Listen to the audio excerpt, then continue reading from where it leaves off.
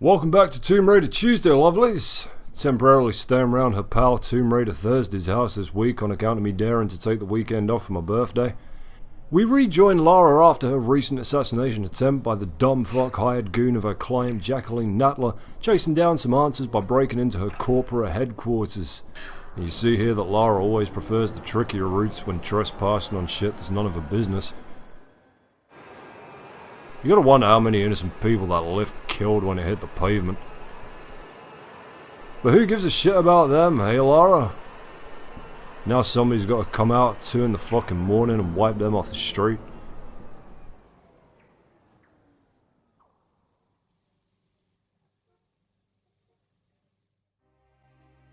Relocated now to St. Francis's Folly, new temptations torment me.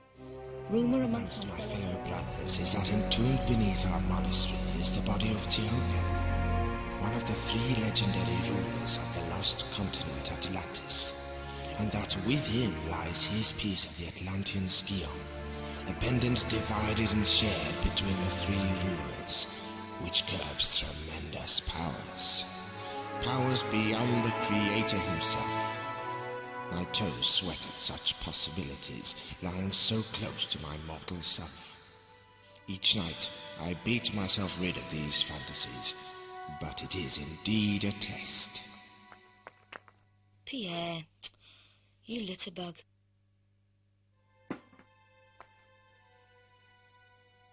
And in we go. But no time for idle banter, Raiderinos. The lions are upon us straight off the bat. Damn Greek lions. Like all cats, they're lazy though. They won't climb this very slight step. They would rather fucking die. You might be thinking, what? Lions in Greece? Pshaw, chicanery. And I mean, you're right, but lions did exist in Greece up until about 100 BC.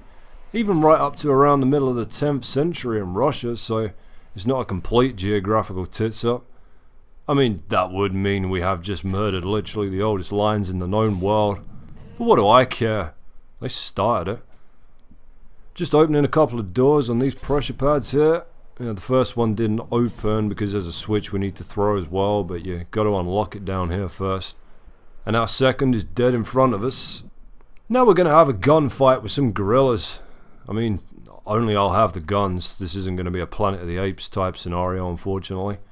It is imperative you do not let these hairy bastards anywhere near you, which means I should really snipe at them from this doorway here. But that wouldn't be very entertaining, would it? Come on then, you pair of tree-swinging pussies. Let's have you. Ha ha, what's ape sign language for dead as fuck?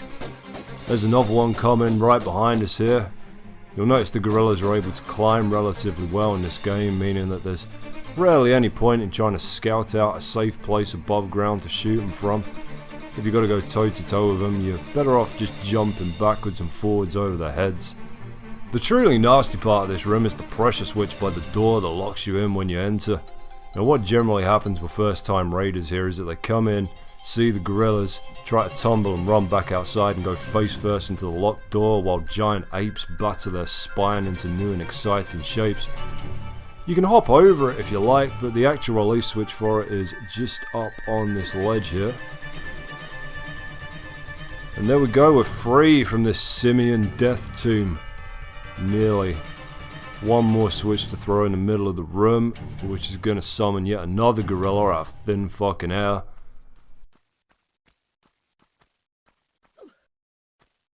For God's sake, woman, stand straight. You're killing me.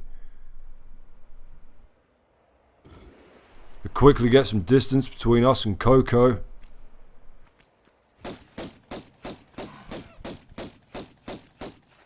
And it's off to monkey heaven with you, lad. There we are. That switch was the one we needed to pull to open the door up on the balcony outside. Don't know why the gorilla was so upset about me using it. I wonder why these damn things are going extinct. They start fights over every little thing. You don't even belong in Europe. Go back to the Congo. Right, now here's where we first encounter Pierre du Pont. he is, as we learned from Larson just before kicking him in the face last episode, the tomb robber that Natla sent to retrieve the second piece of the Skion for her right here in Greece. And he will be an enormous pain in our asses for the next 5 levels. Now see, we got shot of him fairly quickly here, which is fortunate, but what generally happens with Pierre is that he'll show up multiple times per stage to run around, shoot at you, and generally make a complete fucking nuisance of himself. So naturally he's supposed to take a set amount of damage before running away like a big coward, but what usually ends up happening is, why the fuck have I come up here? I don't want to come up here. I want to be over there, on that ledge. Idiots.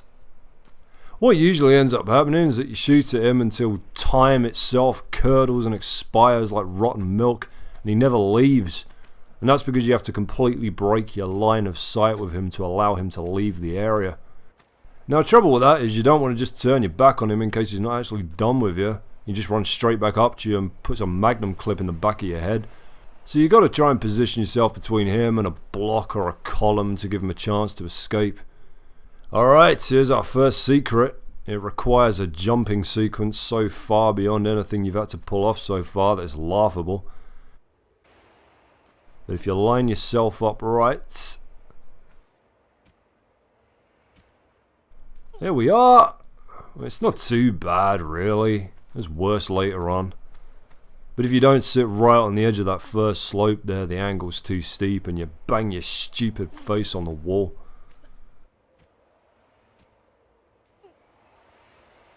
We'll grab our shotgun shells and our medipack. And we'll take a pass on falling down the crumbly floor death hole to doom. And then we'll go see the room that the possessive Grella was being a bitch about. Now the name of the place we're in at the moment is St. Francis Folly, by the way. Not a real location in Greece unfortunately, but definitely inspired by places like the Sanctuary of Laverna on Mount Penna in Italy, and more locally the monasteries of Meteora, which, look, you never hear me gush about anything, but if you ever find yourself in Thessaly, you've really got to go and give these damn things a look. They're incredible. The name Meteora translates to suspended in the sky, or something like that, and as it was told to me by the guide we were with, somewhere around the 9th century, these monks just up and moved into the area and started living inside the caves of these towering sandstone pillars that stand at like nearly 2,000 feet tall above the valley. Now they were hermetic monks, which means they just wanted to be left the fuck alone, my kind of people. And so over the centuries they built monasteries right on top of these enormous pillars and just stayed up there, safe as you like from anyone that came wandering past. The only way up there at one point was a rope ladder, and if the monks didn't like the look of you, they just pulled it back up like, ha ha, fucko, have fun climbing that bastard. They managed to hold out all the way up until the 1800s when the Ottoman Empire decided that they wanted all their shit, and the monastery started to fall apart without any monks to look after them, and the World War II bombings kind of finished the job. So out of the original 26, there's only 6 monasteries still operating today. And I mean, that's pretty incredible on its own terms, really. Right, let's pause the history lesson for a minute here, because secret number 2's arrived, and if you balls this up, you don't get a second try. There's a long, super fun, happy slide here, and a sketchy mini ramp just below it that you have to hit just right to fly across to an opening. So the safest way to do it is to line yourself up here and jump down backwards. Holy shit, he's crazy. What the hell are you doing? Yeah, we want to see the secrets. Shut up. I'm showing you stuff. Grab the edge of the ramp before you fall off, and if you pull up and immediately hold jump, you should backflip off and land bang on the edge of the opening. Jurassic Park. You'll already notice the insane difficulty curve from the Peru levels. I've always thought maybe they take it a little too easy on you in comparison, especially to Maqualapec. But I guess that's what comes from obsessively playing the same game for 20 years. Your disdain for the weakness of lesser players becomes something intense and ugly and deeply attractive to women. Ask Mrs. Fraggers. She loves it when I talk smack about people who dodged the T-Rex in the Lost Valley. Alrighty. Would you like to meet a crocodile? Because there's a complete pain in the arse of one in this pool. Oh shit, please don't eat me. Thank fuck.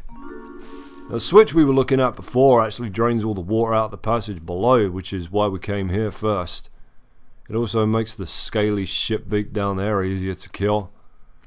You can't shoot in the water till Tomb Raider 2, so you're essentially an irritatingly mobile sandwich to any and all aquatic predators in this game. As you're about to see, they are no slouches on land either. They are unnervingly bloody quick. Right, oh fuck me, it's right underneath me. Well, it's not going anywhere. You know, try and put some ground between us. Jesus Christ, they're even faster than I remember. Fuck. Fucking Lord God, how to get away with that one? Why does nothing want to fight me this playthrough? I swear there's been bears, raptors, wolves, all run right up to me and just fanny about like they're sniffing for treats. Normally you let one of them touch you and you're spunking through medikits like a hypochondriac in a toilet. Alright, here we are at the main chunk of St. Francis Folly. Gaze into this fucking madness, why don't you? 6 stories, multiple dead drops, 4 keys to collect behind 4 locked doors that need 4 switches to open them, and a shit ton of goddamn bats. This place will break you in half. There's 3 of the little bastards. This is the most room you'll ever get to shoot a bat on this level, let me tell you. They're all tucked away in awkward goddamn nooks and crannies, and they just make your life an utter pissing misery. Now the first thing I want to get out of the way here is the secret right at the bottom of the structure. And you see that grey pressure plate down there. As soon as you step off that plate, you've got about 15 seconds to climb down to the floor, and it is not bloody easy. I still fuck it up sometimes, so this could get interesting. For you, it'll piss me right off if I have to do this again. There's just some bats over this side I want to get rid of before I do anything else as well. I can hear you squeaking about, you flying rats. Oh, like I needed to ask. They're stuck on the floor above me. God damn it. What the fuck? I thought bats had sonar to stop them from colliding with shit like this. Mind you, my cat caught one once, and my cat holds the Guinness World Record for being the fattest, stupidest, laziest waste of a live birth in recorded history. So if he can down one, anything's possible. Motherfuckers. Get out of my damn hair, you flapping dwarf weasel. See, that's the entire point of their inclusion on this level. To make you freak out and back hop over a ledge while you're trying to put some space between you so that you can shoot them before they chew a hole in your forehead. Plenty more of that fun to come, but for now, let's have a stab at this secret. God, I dread this. I hate this damn run. We're going to lose about half our health bar doing it, but I seriously do not know a faster way down. Let's do it.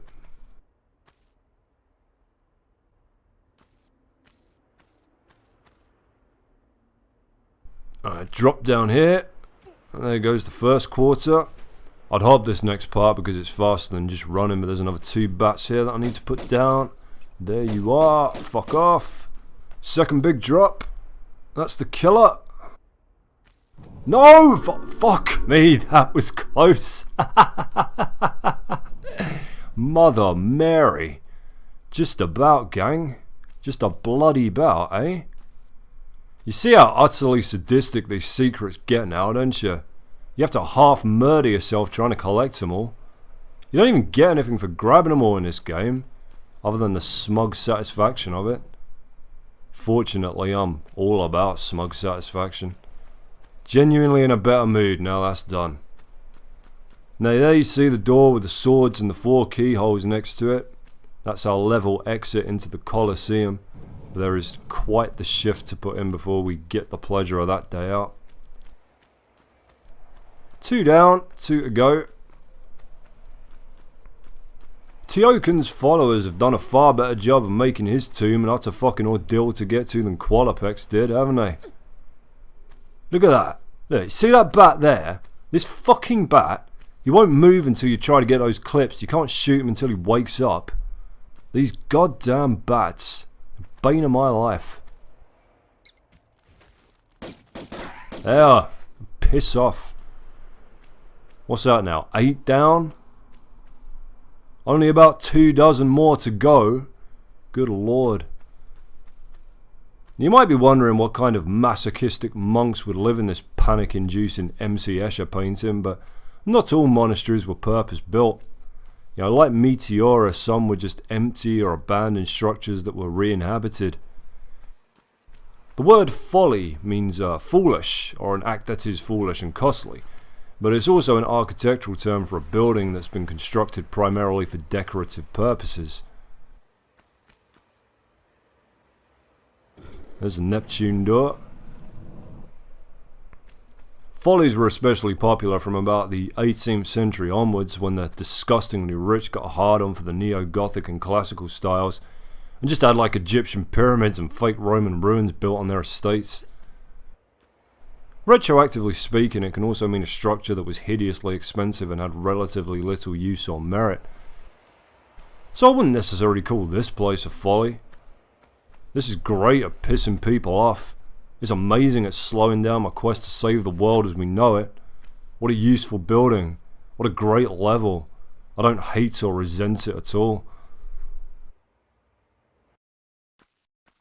Alright, one more switch and we're golden.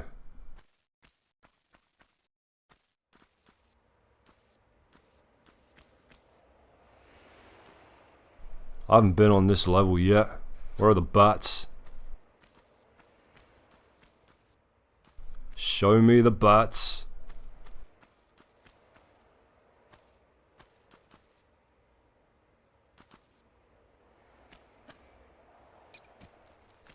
There you are. You get that fucking trajectory out of your head, son. You put that right to bed. You'll have to excuse me for a couple of minutes. I'm just going to do some rogue bat and medikit cleanup here. So by now you've seen all 4 of the doors, and you'll undoubtedly have noticed that they all have cozy little name placards above them, belonging to Neptune, Thor, Damocles and Atlas. Now unfortunately they're not actually renting the rooms. It's not a hotel for mythological figures, so we're not about to bust in on Thor polishing his hammer.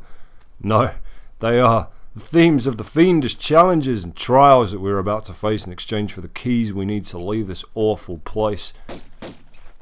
But out of the 4 names listed, once again, that's Neptune, Thor, Damocles and Atlas, can you tell me which is the odd one out? I'll give you the countdown theme to think about your answer. Go!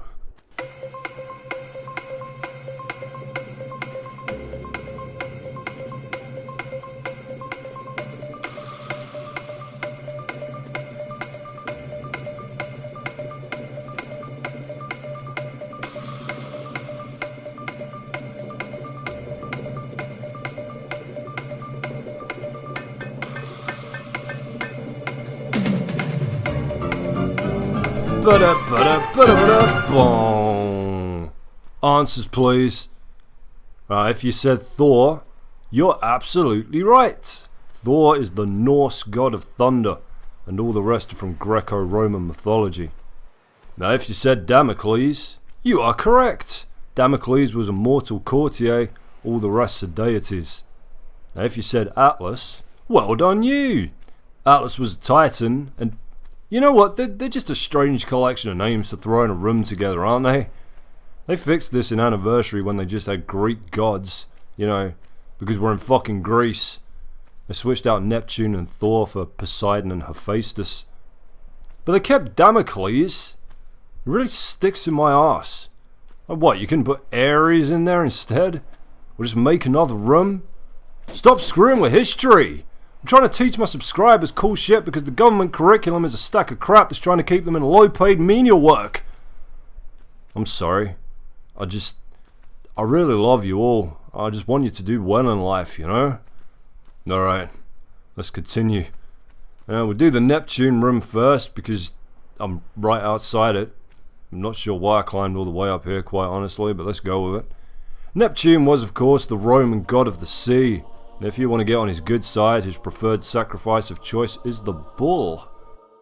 But we don't have a bull, so he's going to try and drown us here. Fuck you, Neptune. You can't swim back against this ferocious current, but luckily there's a switch in the little alcove up here that opens the gate, allows us to grab our first key, and then calms Neptune's angry god rage so that we can swim back to the surface uncontested.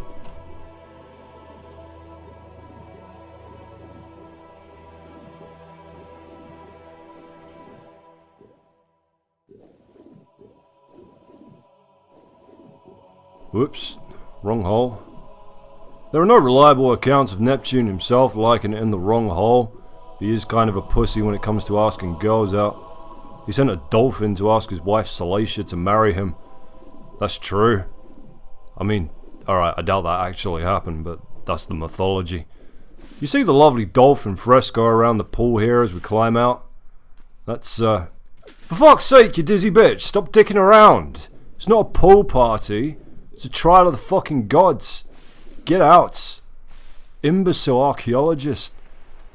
The lovely dolphin fresco is taken from a piece originally found at the Palace of Knossos in Crete, the legendary residence of King Minos and his cow berserker son, the Minotaur. And one of the few things the Mycenaeans didn't clumsily weapon fuck to death when they took over the island. On now to the Atlas room. Almighty Atlas, Titan son of Iapetus, condemned by Zeus to hold up the heavens upon his shoulders for all eternity as punishment for his part in the war against Olympus. There's a gorilla in here waiting to blindside you. Not today, fucker! See, that's what I'm talking about with the gorillas. You just outpace them with your jumps. Don't try that in real life, though. Those fucking things clear 20 miles per hour on a bad day. Alright, this room is simple but deadly. Like Sarah Palin. Observe the boulder. Observe the ramp. At some point that I have forgotten, and so is stressing me out immeasurably right now, this boulder will come barreling towards us at some considerable speed. There we are, the game's afoot. Run, Lara! Run, bitch! Get off the boulder hole, woman, and we're good. That is some hairy shit, lovelies. We take our medikit, head back up the ramp to our real prize. The pull-up point of which should be around here somewhere. Yeah, there we are. Now, keep climbing, Lara. They're making you work for your dinner today. And there we are. 2 down, 2 to go. You know, the giant boulder trap was made famous by Raiders of the Lost Ark, obviously, but do you know where it actually came from? It was in the 1959 version of Journey to the Center of the Earth, but before that, it came from a Scrooge McDuck comic book. Crazy, isn't it?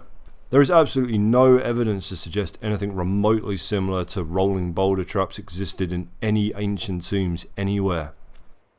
Thor room coming up. Now, everybody thinks there's no way to avoid getting hits in here, but I'll show you. Show you good. Behold, Thor's death disco. Now the trick is to stay a full square away from the metal plates on the floor to avoid getting a tip full of lightning, and then popping a swan dive over it. Now this only seems to work on the right when you're entering and the left when you're leaving, so bear that in mind. Here you see Thor's gratuitously large hammer, daring us to step on that pressure pad. Whoa. Damn it. Whoa. Ah, fuck! And we're good. That knocks a couple of blocks down and we need to climb further up the room. And that's really the bulk of the challenge out of the way now. We just got to recross the dance floor of the gods after this and we're good. You guys ever read the old Thor Marvel comics? I got given a big box of them when I was a kid. All the shit from the 60s and 70s. I haven't read Marvel in years. Is Thor still a massive dick? He was my favourite sanctimonious dipshit in all of comic book history, I think. Captain America was smug. really, really smug, but Thor was just on another level of fuck hattery. I really hope they haven't retconned that with all the new movies and stuff. Do you know... Do you know the first time you ever saw Captain America? Literally just after he'd been unfrozen from a block of ice, and the Avengers were like, well, how do we know you're the real Captain America? In that insane fucking paranoid way they questioned every facet of their day-to-day lives back in those early runs. The very first thing Thor does to test him is hurl his fucking hammer straight at his head. The very first thing. Which... it tells you one of two things, right? That either Thor already knew he was the real Captain America because nobody else would have been able to dodge that hammer, and so he was just throwing it to be a fucking bellend, or that Thor didn't know and genuinely decided that the fairest trial he could give a potential liar would be to cannonball a lump of enchanted metal at their face and see what Odin came up with in the afterlife. Oh, Thor. Let's not even talk about the shit he used to do to Jane Foster back in the day. My god, that poor woman. Spent Christ knows how long arguing with Odin about how he was going to marry her. Odin rightfully said, no you dipshit, the girl's mentally frail, which will simultaneously get her murdered up here and is the only reason she puts up with your bullshit. Thor ignores him, brings her to Asgard, and makes her fight a Norse terror beast called the Unknown to prove she's worthy of his emotional abuse. The Unknown! No warm-up matches. That's like having to defeat Murkrow Cop for your Taekwondo yellow belt. Thor was legitimately insane. What a lunatic. He's slightly less dickish in the movies now. He still tried to literally kill Captain America when he first saw him though. Some shit doesn't change. Right, we're nearly done. Good god, this level is exhausting. Fourth and final run belongs to Damocles. As we enter, you'll see a worrying collection of enormous swords hanging from the ceiling. They're nothing to worry about right at this moment, but that will change shortly. Now if you don't know the tale of Damocles and the significance of these blades that I can only assume were made for defeating enraged brontosaurs, I'm more than happy to impart my wisdom. As I mentioned, Damocles was a courtier in the palace of King Dionysius. And one day, the king got sick of hearing from Damocles about how fortunate he was to have so much power, wealth, and general royal magnificence.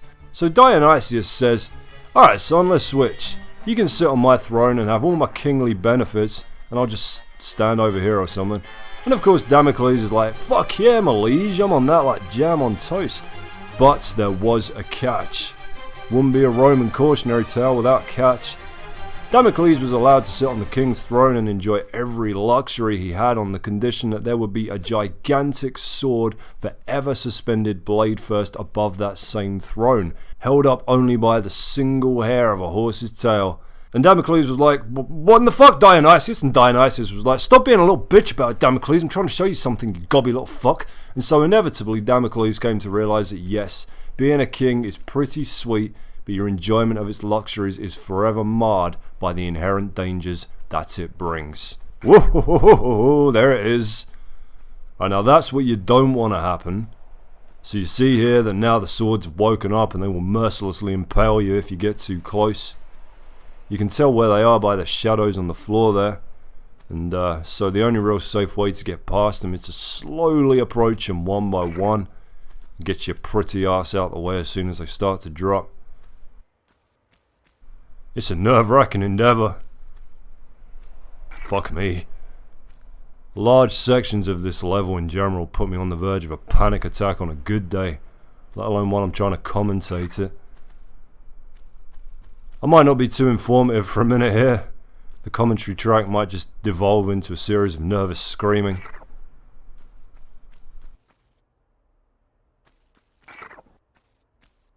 Alright, we're pretty much in the clear now.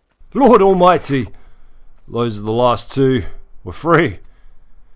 Alright, nearly done with this nightmare, lovelies. Just one big French pain in the scrot bag to deal with before we leave, and that is the returning Pierre du Pont. As I said, he's knocking about down there in quite an enclosed area with a couple of lions, and this level has taken its toll on my health bar somewhat, so we're going to play it safe, get shot of his pals before we jump down and fuck him up. Look at all the dead bats all over the floor. Looks like I've been spraying fucking Agent Orange around in here. Did you know in early versions of Tomb Raider, Larson was going to follow you around the Peru levels in the same way Pierre insists on doing here? Thankfully they got rid of that idea a couple of alpha builds in.